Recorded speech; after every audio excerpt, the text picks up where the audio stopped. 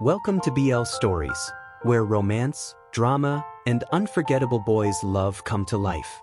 Love knows no limits, and the best stories aren't always straight. Subscribe now and join our growing BL-loving family.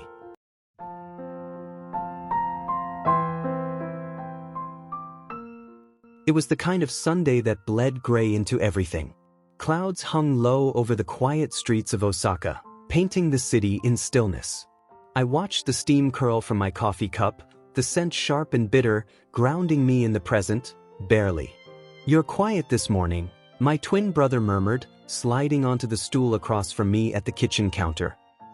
He wore the same tired face I did, only cleaner, prettier. The kind of clean that got attention, a kind I never cared to keep up with. We looked identical, sure, but we had lived different lives in the same skin.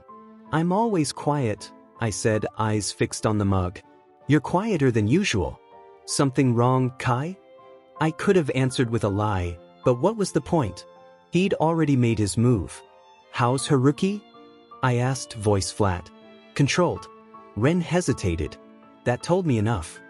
"He's good," he said, picking at the sleeve of his sweater. "We're taking things slow." I nodded. A low hum built in my chest, vibrating with all the unsaid things I could never tell him. Because Haruki wasn't just some boy. He was my first everything. 3 years ago, I met Haruki during our second year of university. He had the kind of smile that unfolded like a sunrise, soft, golden, impossibly warm. He was studying literature, always walking around with his nose in a book, sometimes bumping into lampposts because he was too immersed in poetry or Faulkner. I was the quiet one. Always had been. My world was photography, capturing things I couldn't say in words. Haruki became my favorite subject. Unintentionally at first. Then obsessively. We fell in love slowly, messily. Kisses between study sessions. Whispered promises on the rooftop of the dorm building. Nights spent tangled in silence, only the soft rhythm of breath between us. But love, for people like us, wasn't easy. Not in a family like ours. Our father was a traditionalist, stern, powerful, and terrifying in his silence. When I told him about Haruki, he didn't raise his voice. He simply said, "Not under my roof." And that was that. I left. Haruki stayed behind, torn between me and his own broken family. I thought we'd find our way back to each other. I thought he'd choose me in time. He didn't. Watching Ren talk about my Haruki like he was a fresh new chapter in his life made me want to scream. But I didn't. I couldn't. Ren didn't know. He didn't know Haruki had once held me like that, whispered to me like that, promised me forever. And maybe it wasn't his fault. Maybe Haruki hadn't told him either. "That's great," I said tightly, sipping the lukewarm coffee. Ren beamed. I was nervous at first, but he makes me feel seen, you know? I nodded again, but this time my eyes burned. I knew exactly what he meant. Later that week, I told myself I wouldn't go. I told myself I didn't care. That the past was a graveyard best left undisturbed. But when Ren invited me to dinner, said Haruki would be there, I said yes. I wanted to look him in the eye. I wanted to see if he flinched. Haruki looked the same. Maybe a little older, a little sharper in the jaw, a little sadder in the eyes. But the moment our eyes met across the restaurant table, I felt it. That cruel, familiar twist in my stomach. Like a scar I had forgotten to protect. "Kai," he said, standing too quickly, knocking the edge of the table. "Hi, Haruki," I said calmly. I kept my voice neutral. Ren was watching. "Do you two know each other?" Ren asked, puzzled. Haruki's lips parted slightly. But I was faster. "We had some classes together.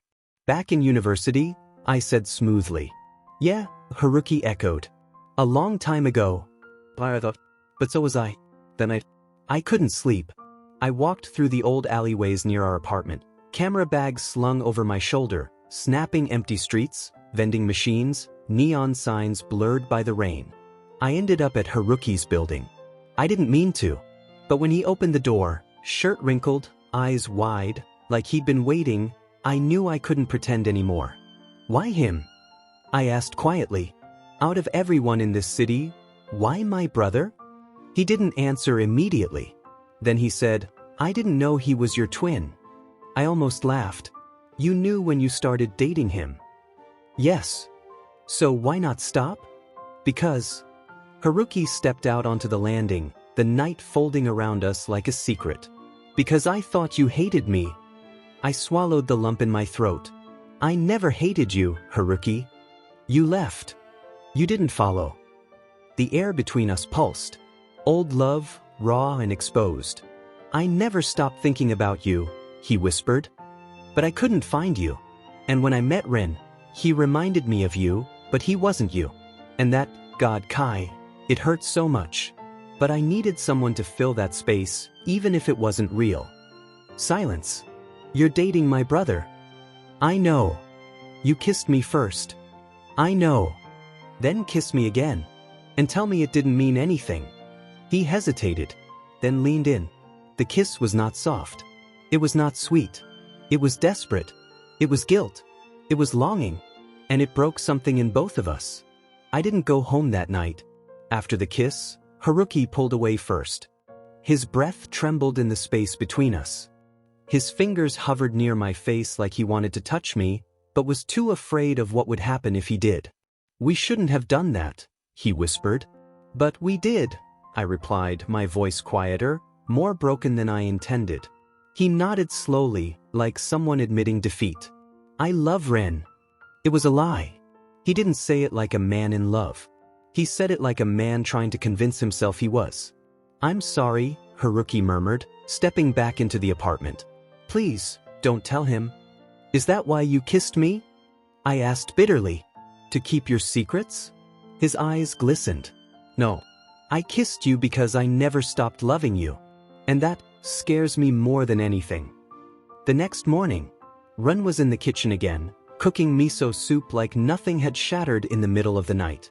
I think Haruki wants to take me to his parents' house soon, he said cheerfully. He told me he hasn't brought anyone home in years. Feels real this time, Kai. The knife in my chest twisted. He brought someone home once, I said absently, pouring myself tea. Huh. I shook my head. Nothing. Rin turned, a curious look on his face. You okay? You've been acting different since dinner. Maybe seeing Haruki again messed with me, I said, letting just enough truth seep in to feel honest. I thought you said he was just a classmate. I met his eyes. My own staring back at me. A twin is a mirror. A curse. A wound that looks like you. He was more than that, I said quietly. We dated. A long time ago. The silence that followed could have broken glass. Rin stepped back like I'd slapped him. You, what? We kept it hidden, I continued, forcing calm into my voice. Dad didn't approve. I left. He didn't follow. You never told me, Rin said, voice small. There's a lot we never told each other. He left, sharp halt. So, what, Kai? You're mad now because I'm dating your ex. No, I whispered. I'm mad because I didn't matter enough for either of you to stop. Flashback, 1 year ago. Rain streaked down the windows of Haruki's apartment. I was curled on his bed, shirtless, tracing the lines of his back as he sat reading. I want to leave this city, I told him. He looked over his shoulder, smiling. Where would we go? Anywhere. Somewhere people don't care what we are. Somewhere we can be free. He set the book down, climbed into bed beside me. You think freedom comes from a place? No, I said, burying my face in his chest. I think it comes from a person. You mean me? I mean us. Back to the present. I didn't see Haruki for 2 weeks. Rin said he was busy with work. I didn't ask questions. I avoided meals. I kept my distance. I tried to smother the ache inside me with long walks and too much coffee. Until one evening, I came home to find Haruki sitting on the apartment couch, alone. Where's Ren? I asked, instantly tense. Oh. He asked me to wait here for him. I think he's planning something. Haruki looked down at his hands. Something serious. A ring box. It was in his coat pocket. I saw the edge. A weight settled in my stomach like lead. You're going to propose to him. Haruki didn't deny it. I thought maybe if I chose Ren. I could erase the part of me that still wants you. But you can't, I said, voice cracking. He stood, walked toward me. Close, but not touching. You know what hurts the most? He said, his voice thick. I thought I could move on. That I could love someone else with the same heart. But you, Kai, you never left. Then don't lie to him. Don't break his heart to fix your own. He stepped back toward me. Tell me what to do. You already know, I said softly. You just want me to make the choice for you. He nodded. Because I'm a coward. Later that night, Rin came home smiling. I have something to tell you, he said, pulling me into the kitchen. I already know, I said before he could finish. He blinked. What? The ring. The plan. Haruki. The color drained from his face. You knew. I saw it. Earlier. Ren hesitated. Did he say anything? No. I lied. Because how do you tell your brother that his boyfriend kissed you like he still belonged to you? That he still dreamed about your mouth when he was lying in someone else's bed? You don't. So I stayed silent. Even as Rin smiled, giddy with hope.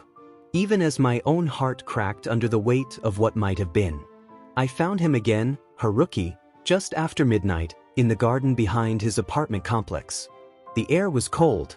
The lights from the upper floors flickered down onto the grass, casting long, trembling shadows across his face.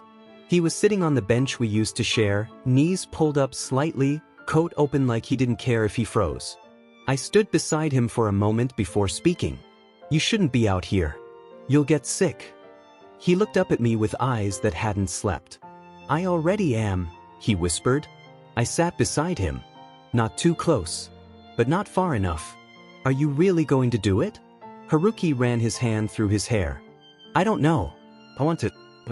I should want to. Rin is kind. He loves me. He's safe. You just described a best friend, I murmured. He looked at me sharply, but he didn't deny it. I told myself, he began, voice shaking, that if I could learn to love him fully, then maybe I could stop feeling guilty every time I look at you.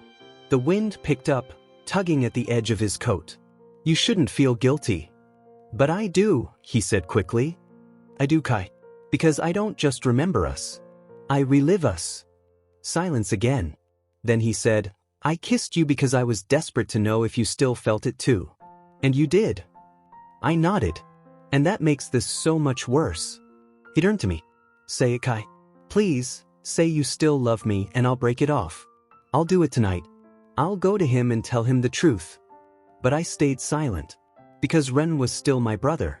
And even if I never felt like I belonged in our family the way he did, even if I was always the shadow, the ghost, he didn't deserve to lose everything. I can't, I said softly. Haruki closed his eyes. Then I'll keep lying. A few days later, Ren and Haruki were officially engaged. The announcement came in the form of a family dinner, our parents included. Haruki's hand rested on Ren's thigh under the table. I noticed because my eyes kept drifting there, involuntarily. Dad gave his nod of approval. That rare, tight-lipped smile he reserved for formal blessings. Mom looked relieved. I always worried about you too, she said, meaning me and Ren. But at least one of you is finally doing the right thing. I bit the inside of my cheek until I tasted blood. Later that night, I stood alone on the balcony. The lights of the city looked like tiny promises, flickering out of reach. Haruki joined me. His scent hit me first, jasmine and something bittersweet. You haven't looked at me all night, he said. That's because I can't do it without remembering what you tasted like. He swallowed. His hand brushed mine. Run away with me. My breath caught. What? We'll leave. Just vanish. Like you said that night. Remember? You told me freedom comes from a person, not a place. And what about Ren? Haruki's voice cracked. He'll heal. But I won't. Not if I go through with this. And me? I whispered. Do you think I'll heal from destroying my brother? He turned to face me fully. You were mine first, Kat. You were always mine. His lips hovered near mine. I leaned in, just an inch. Then I stepped back. No, not like this. Not behind his back. You'd rather I lie to him for the rest of my life? I nodded. Yes. If that's the price of protecting him. Haruki's chest rose and fell. Then he left. 1 week later, Rin found my old photo album. He came into my room holding it in both hands, like it was a bomb. You told me you dated. You didn't tell me you loved him. I froze. He opened to a page of candid shots. Haruki sleeping with his head in my lap. Me smiling at him like he was the sun. I didn't mean for you to find that. I wasn't looking for it. Ren threw the album on the bed. Tell me everything. So I did. I told him about the secret nights. The rooftop promises. The goodbye that never really ended. And I told him about the kiss. His face collapsed. Do you love him? He asked, eyes hollow. Yes. And he? Yes, I said again. But he chose you. He's trying. You still have a chance. Rin turned away. I never did, Kai. I was just the safer option. The backup plan. I stepped forward. That's not true. He looked at me, tears running silently down his face. Then why does it feel like I'm the villain in your love story? Rin didn't speak to me for 3 days. His absence filled the apartment like a second silence. Louder than the first. He didn't slam doors. He didn't yell. He simply disappeared into a version of himself I didn't recognize. He avoided Haruki too. And maybe that was the most painful part. Watching the distance grow between them the same way it had once grown between me and Haruki. History, it seemed, had a cruel sense of repetition. That weekend, Rin came home late one night, hair tousled, smelling like smoke and the ache of somewhere he didn't belong. I was at the kitchen table, nursing a 3rd cup of coffee. He dropped a letter on the table. What's this? I called off the engagement, he said flatly. That's your mess now. I froze. Ren. I don't want your guilt. His voice didn't shake. It was calm in a way that screamed. You think I didn't know? He continued. You think I didn't feel it? Every time he looked at you instead of me. Every time you left a room because you couldn't breathe the same air as him without bleeding. Tears burned behind my eyes. You never said anything, I whispered, because I kept hoping I was wrong. I stood up slowly. I didn't mean for this to happen. I know. He turned toward his room. But you didn't stop it either. That same night, Haruki knocked on my door around 1 a.m. Eyes red, shoulders hunched, the ring box gone from his pocket. He left, he said quietly. I nodded. He stepped inside, rain on his coat, eyes searching mine. I ended it, he said. Not because I don't care about him, but because pretending not to love you was killing me. My voice cracked. You didn't have to destroy everything for me. But I did, he said, walking toward me, because everything was already broken, and I'd rather build something real from the pieces. I let him hold me. No fireworks. No wild kisses. Just hands trembling on my back, a quiet exhale against my neck, a shared silence that said, we've suffered enough. Now we begin again. A month later, Rin moved out. He didn't leave a note. Just a stack of dishes, a locked bedroom door, and a voicemail. I'll be okay, eventually. I still love you, but I need to love myself first. And I can't do that in your shadow. I never pressed him. Because part of loving someone, brother, lover, or friend, is knowing when to let them go. 1 year later. Spring in Kyoto was breathtaking. Haruki and I walked the philosopher's path hand in hand, cherry blossoms falling around us like confetti from the sky. He had a camera now too, one I gave him. He liked photographing the space between things. The light, the silence, the pauses. He once told me that loving me again felt like breathing after drowning. I told him it felt like finally coming home. We weren't perfect. We carried guilt. We carried history. But we also carried each other. Thanks for listening to today's BL story. If it made your heart skip a beat, don't forget to like, comment, and subscribe. Only here on BL Stories, where love knows no limits.